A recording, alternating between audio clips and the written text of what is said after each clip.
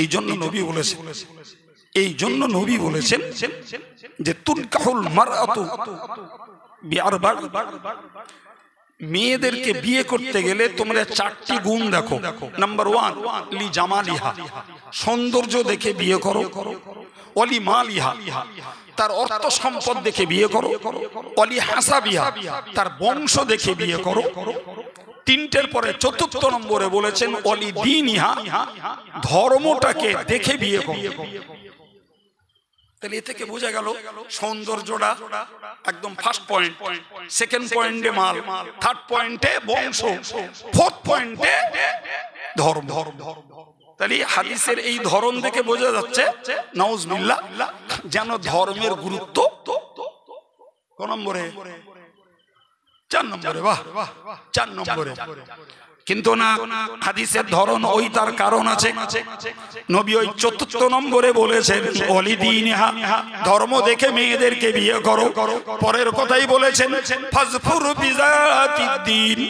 আল্লাহ পাকের নবী বলেছেন ও আমার উম্মতে মুসলিমা, সৌন্দর্য যদি নাই বা থাকে, আর্থিক সঙ্গতি যদি না থাকে, বংশও যদি উচ্চ মানের নাও হয়, তুমি সফলতা লাভ করো একজন ধার্মিকা মেয়েকে বিয়ে করে। ছেলের হাতে মার খাবার জন্য বাপ মা ছেলে মানুষ করে না। ছেলের কাছ থেকে লাথি খাবার জন্য বাপ মা ছেলেকে লেখাপড়া শেখায় না। ভাই, ছেলের কাছ থেকে অবহেলিত হয়ে বাপ মা পরিষেবা থেকে বঞ্চিত হয়ে যাবে, এজন্য বাপ মা মাথার ঘাম পায়ে ফেলে ওই ছেলেদের পরবর্তী সুখের জন্য জমি জায়গা কেনে না। কিন্তু কালের চক্করে ঘটে যায় জি, যে ছেলেকে বড় আশা করে মানুষ করে, সে ছেলে বাপের বিরুদ্ধে গালি দেয়, বাপকে কেস খাওয়ায়, সেই ছেলে বাপের খেতে দেয় না।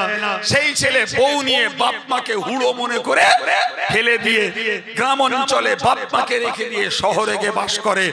জি, এখন বলবেন এ বাপগুলো চরম অন্যায় করেছে। বলেন বলেন বলেন। বাপের যদি ছেলে মানুষ করা অবাধ্য ছেলে, উচ্ছৃঙ্খল ছেলে, অননুগত ছেলে মানুষ করা যদি অন্যায় না হয়, তাহলে ভাই আমি আপনাকে বলবো যে আমরা সুন্নাতুল জামাত সংগঠন থেকে যাদেরকে সেবা দিয়ে যাতে তুলেছি, তারা যদি ভাই কেউ আমাদের বিরুদ্ধে গালি দেয়, সমালোচনা করে, শত্রুতা করে, মিথ্যা প্রোপাগান্ডা করে, ভাই ওর জন্য আমরা দায়ী নই, দায় তার কবলে। কথা শুনতে পাচ্ছেন?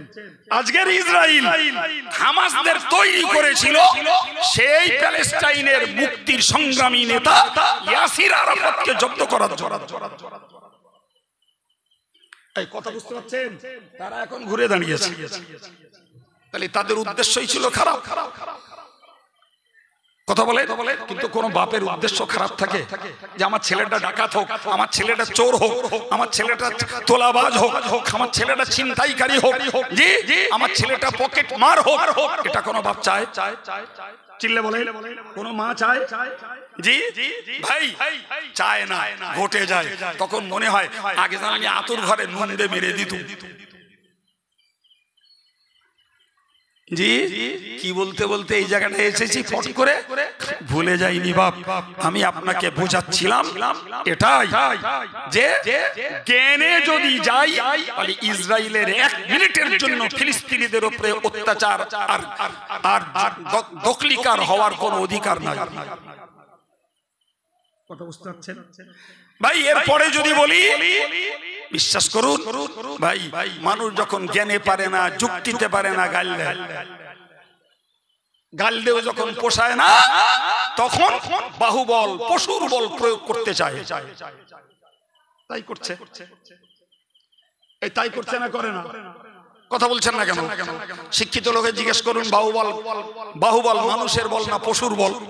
জিজ্ঞেস করুন, আপনাদের কি মনে হয় কার বল?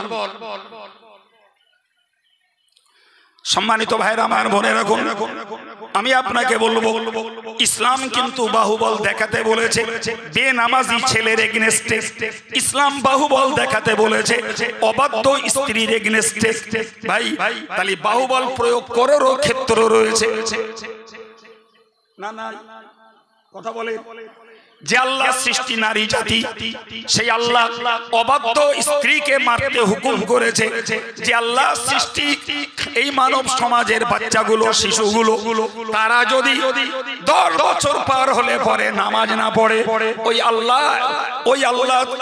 ওই আল্লাহর হুকুম অনুযায়ী রাসূল তো তাদেরকে মারতে বলেছে। ইসলাম তো বাহুবল প্রয়োগ করেছে জিহাদের ময়দানে।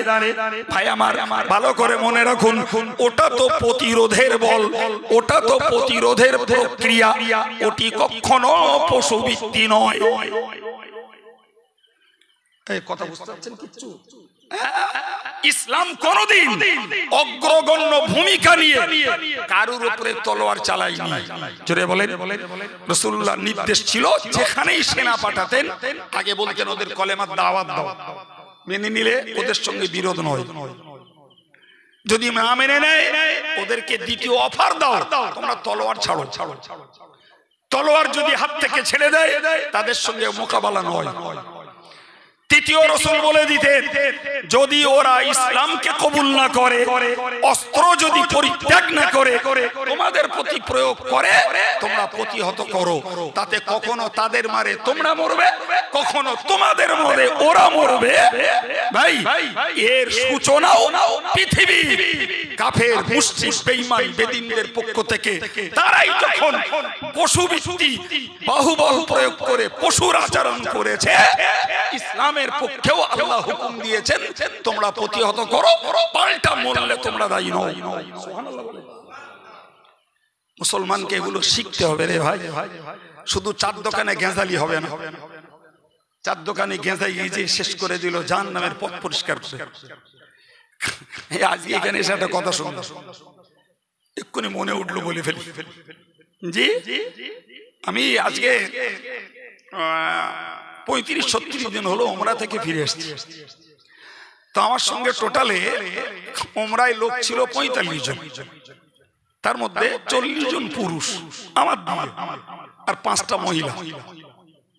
এখানে এসে শুনছি বলে কাইয়ুম সাহেব মেয়ে ছেলেদের নিয়ে সব ওমরা করিয়ে এনেছে।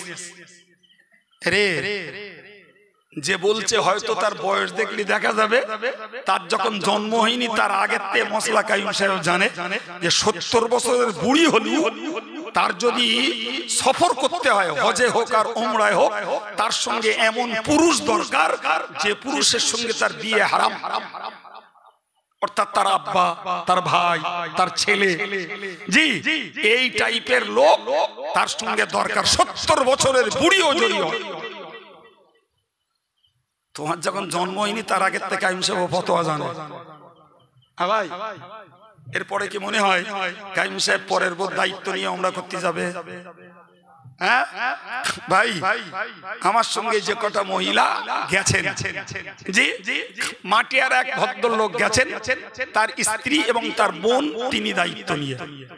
কদমগাছের এক ভদ্রলোক গেছেন, তার স্ত্রীকে দায়িত্ব নিয়ে। চাঁপালির এক ভদ্রলোক গেছেন, তার স্ত্রীকে দায়িত্ব নিয়ে। এই কথা শুনতে পাচ্ছেন? জি ভাই, তাহলে যে স্বামী তার স্ত্রী নিয়ে গেছে সে দায়ভার কার? জোরে বলেন। এখানে এসে শুনতেছি বলতেছে ও স্বামী না থাকলে চলবে, ও তো কাইয়ুম সাহেব তো ওই কারগা কারগা সব মেয়ে ছেলেদের ওমরা করিয়ে এনেছে, এই করি এরা জাহান্নামে যাবে। বুঝতে পারেননি কথা? এই করি জাহান্নামে যাবে। যে যার বউলে যাচ্ছে তুই হারাবি না বাড়ি আনবি তোর ব্যাপার। হারিয়েও ফেলেছে, সারাদিন মুড়ি খুঁজেছে, বউ দিল এক জায়গায় পাচ্ছে না খুঁজে, সারাদিন হয়রানি হয়ে হয়ে সারা রাত কেটে গেছে। পরদিন সকালবেলা লাগে দেখে এক জায়গায় বসে নেই। এরকম হবে তা তুই বউ নিস, তোর বউ তুই খুঁজতে যাবি, খুঁজে যাবো। সম্মানিত ভাইরা আমার, তো আমি আপনাকে কি বলতেছিলাম উপলব্ধি করুন যে এই অযথা সমালোচনাটা ছাড়তে হবে ভাই। আর এখন এই যে ইউটিউবের যুগ হয়েছে, যে যখন মনে করতেছে একটা লাইভ দিয়ে দিলে কি বলছে, তার পরিণতি কি, ব্যাকগ্রাউন্ড কি বোঝে না, আর একদল শুনে এতদিন আসতে লেগে গেল। করিস না বাবা, এসব করিস না, কিচ্ছু হয় না। জি ভাই, আমি এই ব্যাপারটাতে অত্যন্ত সতর্ক থাকি, অত্যন্ত। কোন জাতীয় প্রয়োজন ছাড়া কোনদিন লাইভেও আসিনি, আর কাজের চোটে সময় পাই না কার নামে গালি দিয়ে যাচ্ছি আর কার নামে সমালোচনা করব। সম্মানিত ভাইরা আমার, আমি কি কথা বলতে বলতে এই জায়গায় এসেছি, চলুন ফিরে। সম্মানিত ভাই আমার, মনে রেখে দিন, আমি আপনাকে বলবো, নারীকে আল্লাহ সৃষ্টি করেছেন, তবে খবরদার নারীকে কখনো মাথায় তোলা যাবে না, বিপদ বেড়ে যাবে। আল্লাহ পাকের নবী বলেছেন, ও সাহাবীরা তোমরা মনে রাখো, ও বিশ্ব উম্মতে মুসলিমা তোমরা মনে রাখো, মা তারাকতু বাদি ফিতনাতান, হুজুর বলেছেন আমি আমার পরে ছেড়ে যাচ্ছি সব থেকে যে ফিতনা পুরুষের জন্য সব থেকে ক্ষতিকর, পুরুষের জন্য সব থেকে ভয়ঙ্কর, সেটা হলো পুরুষের জন্য রেখে গেলাম নারী জাতটাকে। মা তারাকতু বাদি ফিতনাতান আদারু আলার রিজালি মিনান নিসা, নারী জাতির মতো এত ভয়ঙ্কর ফিতনা পুরুষের জন্য আর কিছু রেখে গেলাম না। কি বুঝলেন কথাটা? নবীর এই কথাটার গুরুত্ব বুঝতে পারছেন? নবী বলছেন আমি পুরুষের জন্য নারী জাতির মতো এত কঠিন ফিতনা আর কিছু রেখে গেলাম না। তার মানে রাসূল বিদায় নিয়েছেন, কিন্তু পুরুষের জন্য রেখে দিয়ে গেছেন সব থেকে ভয়ঙ্কর ফিতনা, সেটা হলো নারী ফিতনা। কি ফিতনা? কেন গো? তাদেরকে তো আল্লাহ সৃষ্টি করেছে, তারা তো পুরুষের জীবন সঙ্গিনী, তারা তো পুরুষের অর্ধাঙ্গিনী, তাদের তো সংসারের অবদান রয়েছে। এরপরেও এই মারাত্মক কথা রাসূল শুনিয়ে দিলেন, মারাত্মক কথা। জি সম্মানিত ভাইরা, তাহলে বর্তমান যুগ ও সময়ে নারীকে ব্যবহার করার ক্ষেত্রে, কাজে লাগানোর ক্ষেত্রে, নারীর স্বাধীনতার ক্ষেত্রে, নারীর স্বেচ্ছাচারিতার ব্যাপারে পুরুষ যদি সজাগ না হয়, তাহলে ইহকালেও বিপদ হতে পারে, পরকালেও বিপদ হতে পারে।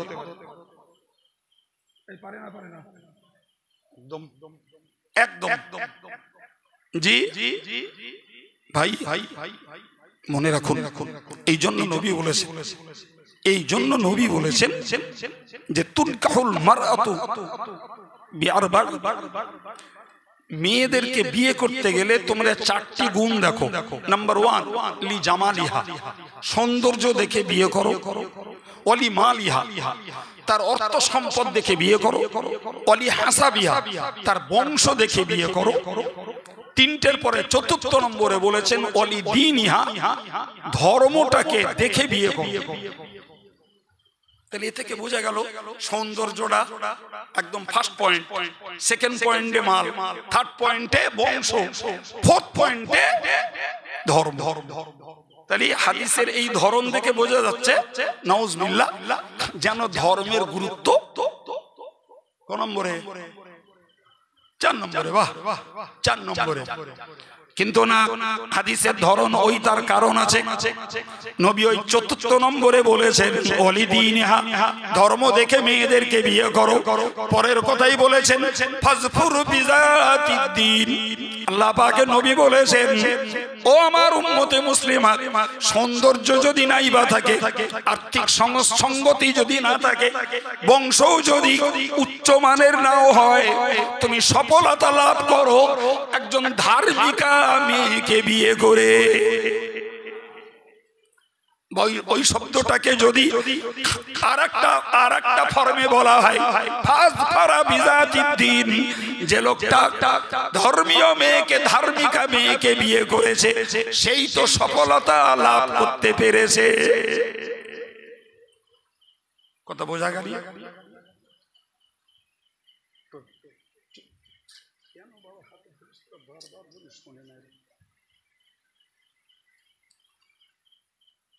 দুটো পথ, একটা হলো নির্দেশ সূচক, তোমরা ধার্মিকা মেয়েকে বিয়ে করো। আর একটা হলো ভাই অতীতকালের যে লোকটা ধার্মিকা মেয়েকে বিয়ে করেছে সেই সফলতা লাভ করতে পেরেছে। ধার্মিকা শুধু বোরকায় নয়, ধার্মিকা শুধু নামাজে নয়, একটা নারীর জন্য ধর্মের জীবন, তার ভাষায়, তার শিক্ষায়, তার পর্দাপোশিদায়, তার বিনয় নম্রতায়, তার আত্মনিবেদনে, স্বামীর জন্য আনুগত্য স্বীকারে, এই সব মিলিয়ে তবে একটা মেয়ে ধার্মিকা। বুঝতে পারেননি? সব মিলিয়ে তবে একটা মেয়ে ধার্মিকা বাবা। সম্মানিত ভাইরা আমার, আল্লাহ পাকের নবী এই জন্য বললেন তোমরা নারী ছাড়া চলতে পারবে না, কিন্তু সাবধান হয়ে যাও। আল্লাহ পাকের নবী বলেছেন, ও সাহাবীরা তোমরা মনে রাখো, আর দুনিয়া হুলওয়াতুন খাদিরা। হুজুর বলেছেন দুনিয়া হলো মিষ্টি এবং সবুজ, দুনিয়া হলো মিষ্টি এবং সবুজ, দুনিয়া হলো মিষ্টি এবং সবুজ।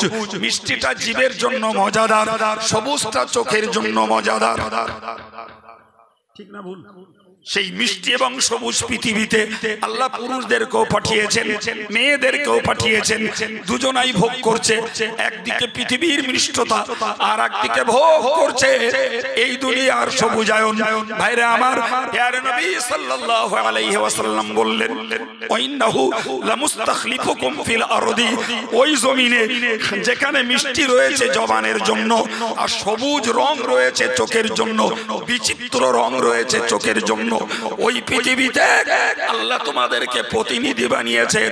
তবে মনে রাখো, ফায়ানজুরু কাইফা তা'মালুন, তোমরা কি করছো ওই আল্লাহ সব অবজার্ভ করছেন, আল্লাহ সব পর্যবেক্ষণ করছেন, আল্লাহ সব দেখছেন। যদি সত্যিকারের তোমার ভিতরে এক বিন্দু বিশ্বাস থাকে, তাহলে তুমি মিষ্টিতে ডুবে যেও না, সবুজে ডুবে যেও না। নিঃসন্দেহে তোমার পিছনে আল্লাহর কুদরতে নজরদারির পাহারা রয়েছে, তার সমউচিত শাস্তি তোমায় নেওয়া লাগবে। কি গো, তাহলে সবুজ রঙে ভুলবো, মিষ্টিতে ভুলে যাবো? আল্লাহ রেখেছেন বলেই ওটা কি সবার জন্য ব্যবহার্য? এই কথা বলে আল্লাহ গরু দিয়েছেন মানব জাতির জন্য হালাল বানিয়ে, শূকর দিয়েছেন মানব জাতির জন্য হারাম বানিয়ে।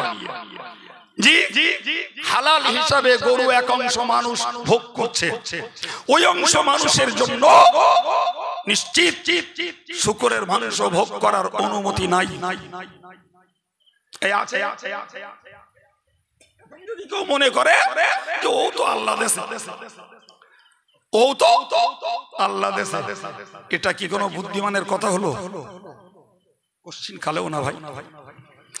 এর পরের অংশে আমার আল্লাহ পাকের রাসূল জানিয়েছেন, ফাত্তাকুদ দুনিয়া ওয়াত্তাকুন নিসা। আমি আল্লাহর নবী বলছি, তোমরা দুনিয়ার রূপ রং রস, দুনিয়ার অবস্থাকে তোমরা ভয় করো। দুনিয়া বড় গাদ্দার, দুনিয়া বড় ধোঁকাবাজ, দুনিয়া বড় প্রতারক। আজকে নেতা বানায়, কালকে নাগরিক বানিয়ে দেয়। এই দুনিয়া আজকে ধনী বানায়, কালকে গরিব বানায়। আজকে সম্মানিত করে, কালকে অপমানিত করে। আজকের এই দুনিয়া তোমাকে পদে বসায়, কালকে তোমাকে পদ থেকে নামিয়ে দেয়। সব দুনিয়ার খেলা। আছে না নাই? জি, ধনী গরিব হয়, গরিব ধনী হয়। ভাই কারোর পদোন্নতি ঘটে, কারোর অবনতি ঘটে। সুতরাং দুনিয়ার উপরে কখনো আস্থাশীল হয়েও না। দুনিয়া গাদ্দার, দুনিয়া ধোঁকাবাজ। দুনিয়া উপরে যদি প্রতারিত হয়েছ, আল্লাহর কাছে তোমায় ঠকে যেতে হবে। ঠিক তারপরেই বলেছেন, ওয়াত্তাকুন নিসা, নারী জাতিকে ভয় করো। আমার এটাই আলোচ্য বিষয়। আমি বলিনি বাপ, কে বলেছেন? আল্লাহর হুকুম বলেছেন রাসূলুল্লাহ। আপনাদের একটা কথা শিখতে হবে, জানি না কতটা ধরে রাখবেন, খুব ছোট্ট করে বলছি ভাই। কোরআন হলো শব্দ আল্লাহর, অর্থ আল্লাহ, এর নাম কোরআন। বাক্য আল্লাহ, মানেটাও আল্লাহ, এর নাম কোরআন। হাদিসের অর্থটা আল্লাহ, শব্দটা রাসূলের। মনে থাকবে? ফলে কোরআনটা হলো ডাইরেক্ট আল্লাহর কথা, আর হাদিসটা হলো অভ্যন্তরে আল্লাহর, কিন্তু ফেসে সামনে রয়েছে রাসূলের বক্তব্য। একটা অন্য কথা মাঝখানে শিখালাম, ওই আল্লাহর যেটা বলেছেন কথাটা ঠিক, কিন্তু আল্লাহর বললে আমরা সাধারণত বুঝি কোরআনের কথা। ওই ভুলটা ভেঙে দেওয়ার জন্য বললাম, কোরআনের কথা আল্লাহর তো বটেই, কিন্তু হাদিসের কথাটাও অর্থগত দিক দিয়ে, মানের দিক দিয়ে ওটাও আল্লাহর, কিন্তু জবানের বাক্যটা হলো রাসূলুল্লাহর। সুতরাং রাসূল বলেছেন, কিন্তু হুকুমটা কে দিয়েছেন? জোরে বলুন। রাসূলুল্লাহকে বলেছেন, আল্লাহ হুকুম দিয়েছেন, বলে দাও আমার বান্দারা যেন দুনিয়াটাকে ভয় পায়, দুনিয়ায় যেন প্রতারিত না হয়, দুনিয়ার কিছুতে যেন কোরআন হাদিসের সীমার বাইরে না ডুবে যায়, ডুবলেই বিপদ। আর নারী জাতটাকে ভয় পায়, নারী নারী নবীর মা, সাহাবীদের মা, নারী ইমাম মুস্তাহিদদের মা, নারী হাফেজ আলেমদের মা, জি নারী আল্লাহ ওয়ালাদের মা। একটা কারখানা, একটা কারখানা, কিন্তু ওই নারী ফেরাউনেরও মা, নমরুদেরও মা, হামানেরও মা, সাদ্দাদেরও মা, কারুনেরও মা। ঠিক নয় ভুল?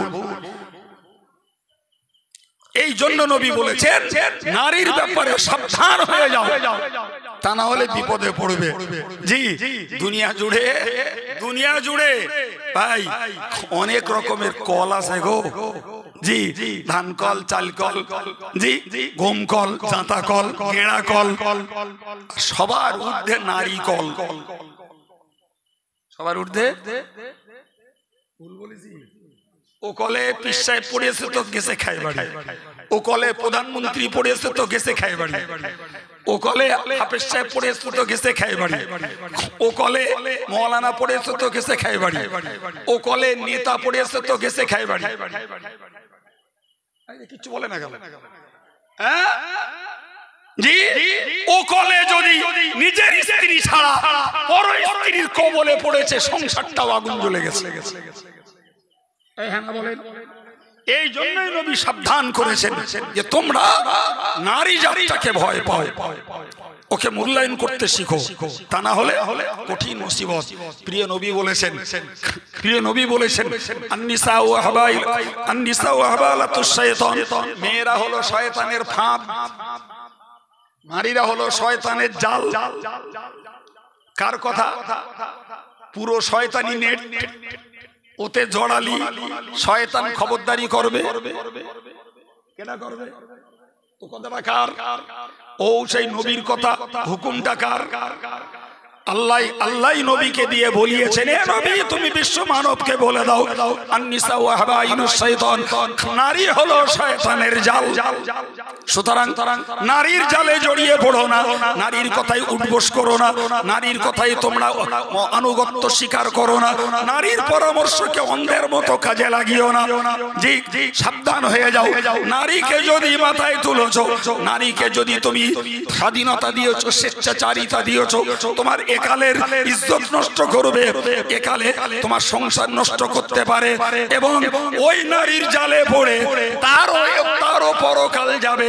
তুমি পুরুষ, তাতে যদি অকপটে সমর্থন দাও, তোমারও পরকাল ধ্বংস হবে, তোমারও পরকাল ধ্বংস হবে। জি ভাই জানেন তো, কখনো শুনেছেন? বললেই মনে পড়বে, বললেই পড়বে। জি নবীর চাচি হিন্দা,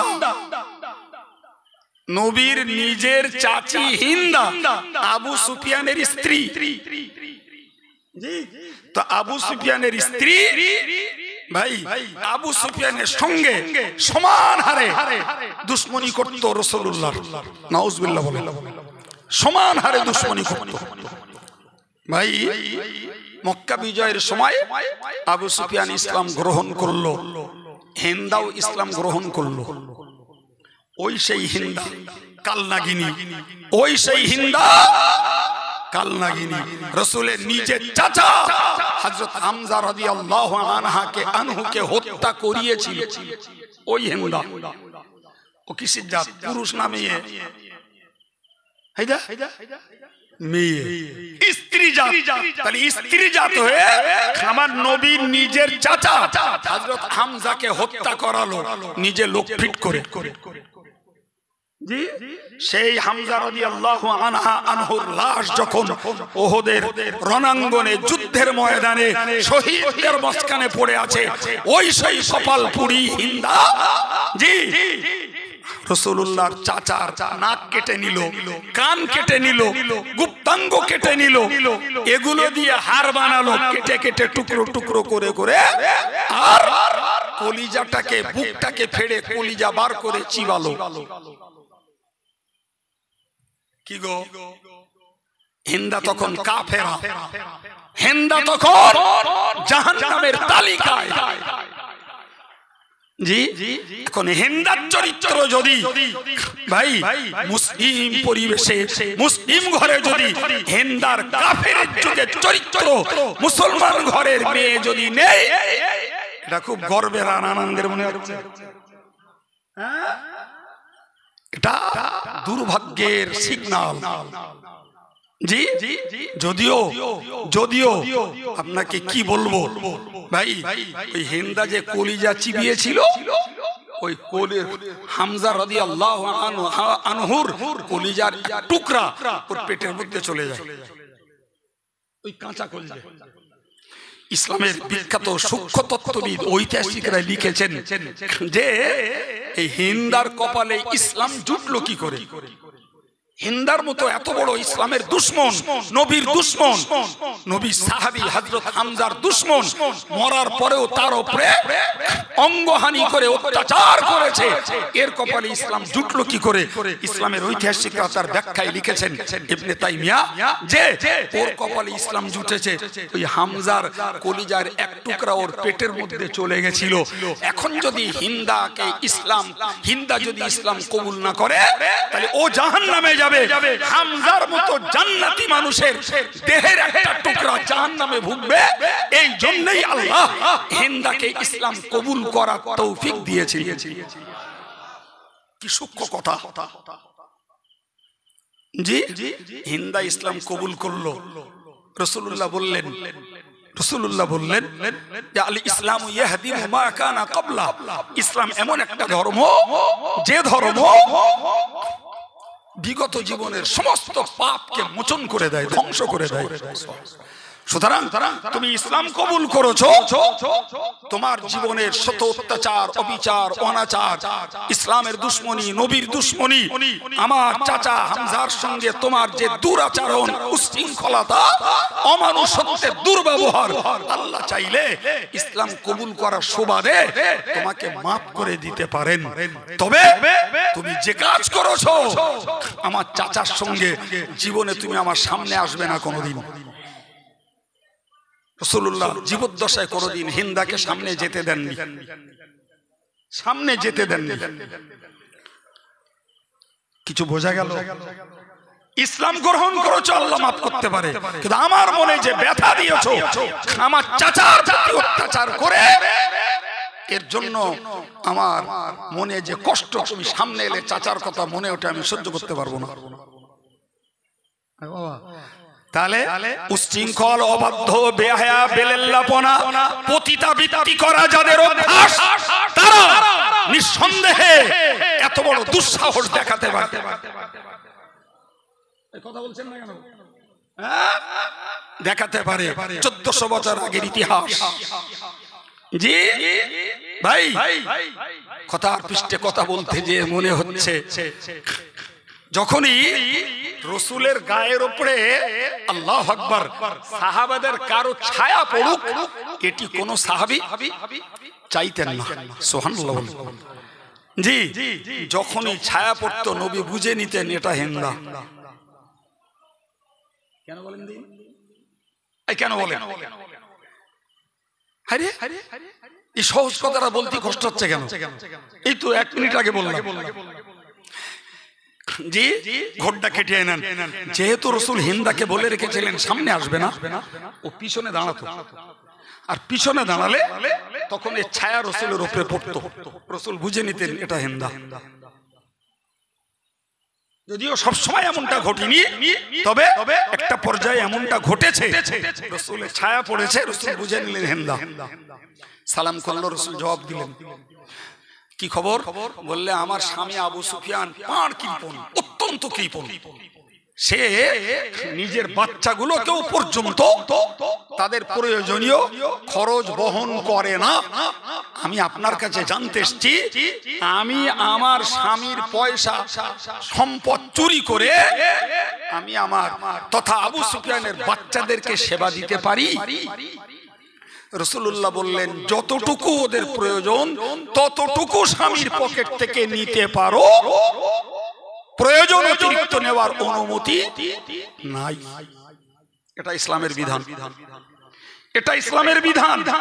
মায়ের জাতকে মনে রাখা দরকার, স্বামী যত ধনী হোক আর যত ভালো কাজই করুক না কেন, স্বামীর অর্থ যদি স্ত্রী জাতিকে খরচ করতে হয় তাহলে 100% স্বামীর অনুমতি লাগবে।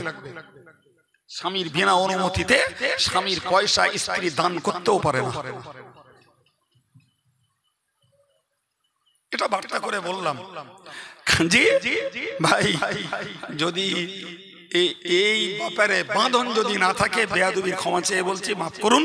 জি ভাই, স্বামীর টাকা চুরি করে লেদাবে বাপের বাড়ি, কিনে আনবে একটা বড় হাঁড়ি, এসে বলবে এটা আমার বাপের উপহার, স্বামীর পকেট থেকে। বিরাট ভুল বলে বেরিস বলে, সমাজে এরম পাওয়া যায়। জি বাইরে আমার। সুতরাং আমি আজকে আপনাদেরকে টোটাল টাইমটা একটা বিষয়কে সামনে রেখে জি সূরা নিসার আয়াত পড়ে আপনাদেরকে কিছু কথা শুনিয়েছি। নারী পুরুষের জীবনযাত্রার ক্ষেত্রে শরীয়তের কিছু সংবিধান, শরীয়তের কিছু বাঁধন এবং নারী পুরুষের সৃষ্টিগত বৈশিষ্ট্য বলেছি। লেটেস্ট একেবারে শেষ পর্যায়ে আমি আর একটা কথা বলছি। রাসূলুল্লাহ বলেছেন, হুন্না নাকিসাতু আকলিন ওয়া দীনিন। প্রিয় নবী বলেছেন যে মেয়েরা জ্ঞানেও কম, ধর্মেও কম। তো জ্ঞানে কমটা আমি আগে বলে ফেলেছি, হ্যাঁ না বলেন? শেষের শব্দটা বলছি যে মেয়েরা ধর্মেও কম। জি ভাই, খুব স্বাভাবিক ভাবে যেটা কম, মেয়েদের মাসিক একটা সময় আছে যে সময়ে তারা নামাজ পড়তে পারে না, রোজা রাখতে পারে না। নামাজটা পরে কাজা করতে হয় না, রোজাটা পরে কাজা করে দিতে হয়।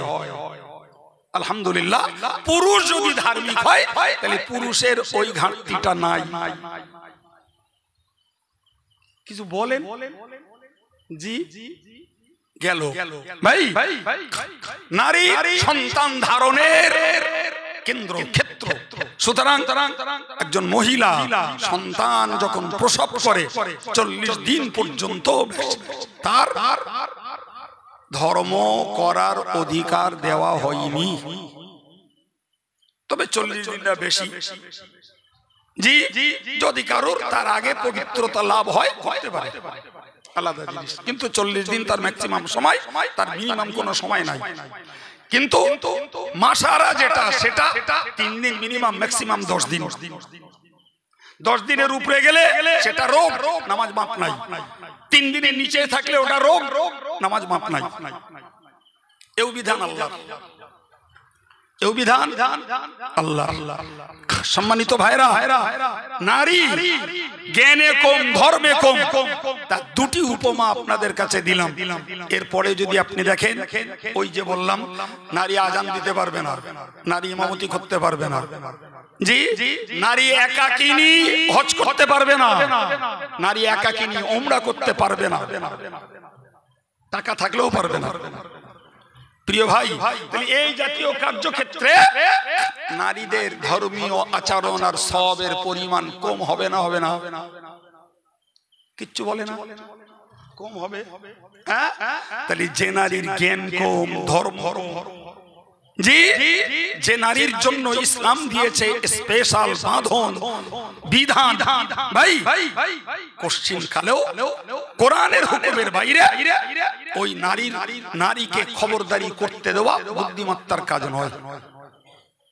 আল্লাহ পাকের নবী বলেছেন, ইযা কানা উমারাউকুম খিয়ারুকুম ওয়াল আগনিয়াউ সুমাহাউকুম অল উমুরু শুরা বাইনাকুম।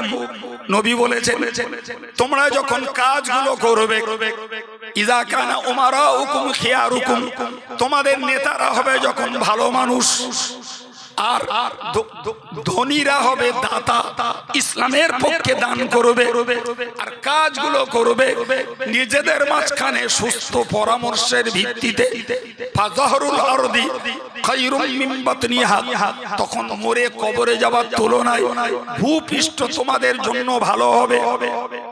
একটা অংশ কি কি আগে চিল্লে বললাম, ধীরে বলছি। যদি নেতারা হয় ভালো লোক, ধনীরা যদি হয় দাতা, আর কাজ যদি করো যুক্তি পরামর্শ করে, তাহলে মরার তুলনায় বেঁচে থাকলে তোমাদের লাভ। পরের অংশ, ওয়াইযা কানাল উমারাউ শিরারুকুম, যখন তোমরা দেখবে নেতারা দুর্নীতিগ্রস্ত, মন্দ প্রকৃতির, যখন তোমরা দেখবে ওয়াল আগনিয়াউ বুখালাউকুম, ধনীরা কৃপণ, আর অল উমুরু ইলা নিসাইকুম, তোমাদের কাজের দায়ভার মেয়েদের হাতে ছেড়ে দেবে, তখন মনে করো ফাবাতনুল আরদি খায়রুম মিন যহরিহা, দুনিয়ায় বেঁচে থাকার তুলনায় মরে যাওয়া ভালো। এটা কোন পর্যায়ে? ওই কথাটা বললি দোয়া করো। কোন পর্যায়ে? তিনটে করে। একদিকে নেতারা ভালো, ধনীরা দাতা দান করে আর কাজ করে পরামর্শে, একটা সাইড। এই যতদিন চলতে থাকবে মরার থেকে বেঁচে থাকলে লাভ। আর যদি উল্টোটা হয়, নেতারা মন্দ প্রকৃতির দুর্নীতিবাদ, আর ধনীরা অধিকাংশ ক্ষেত্রে কৃপণ, আর কাজগুলো অর্পণ করেছে পুরুষেরা মেয়েদের হাতে, তখন বেঁচে থাকার তুলনায় মরে যাওয়া ভালো। এখন বলেন, এই প্রথম ভাগে এখন বেশি না দ্বিতীয় ভাগে? আমি ঘাড়ে চাপিয়ে দিলুম নাকি?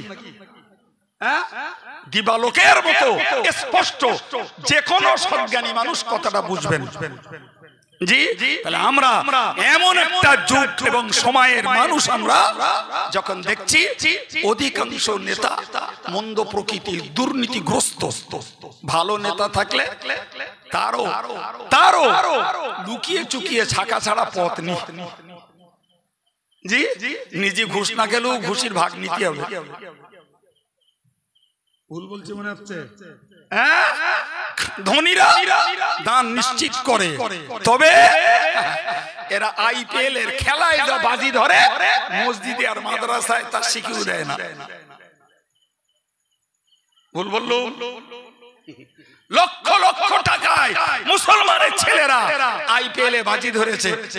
জি, আইপিএল এরা এর পক্ষে, ওরা ওর পক্ষে, টাকা শেষ করেছে লাখ লাখ টাকা। ভাই ঠিক 3 নম্বরে আজকের অধিক ক্ষেত্রে আমরা দেখতে পাচ্ছি, অধিক ক্ষেত্রে ভাই সাধারণ মানুষ আর ভেকধারী অধিকাংশ ক্ষেত্রে কাজের দায়ভার চাপিয়েছে কার ঘাড়ে? একটু বলেন। মহিলার ঘাড়ে। যাক গে, আমি ভদ্র ভাষা বলেছেন, ধন্যবাদ তার জন্য। মেয়ে লোক বলেননি, তাই কপাল ভালো। জি ভাই, রাসূলুল্লাহ বললেন, এই যে জমানার হাল, সে জমানায় বেঁচে থাকার তুলনায় মরে যাওয়া ভালো। ভাই আল্লাহ পাক আমাদেরকে কোরআন এবং সুন্নাহর আলোকে ব্যক্তি জীবন, সাংসারিক জীবন, স্ত্রী জাতির সঙ্গে আমাদের আচার ব্যবহারের মূল্যায়ন সবগুলোকে করার তৌফিক দান। বলুন আমিন।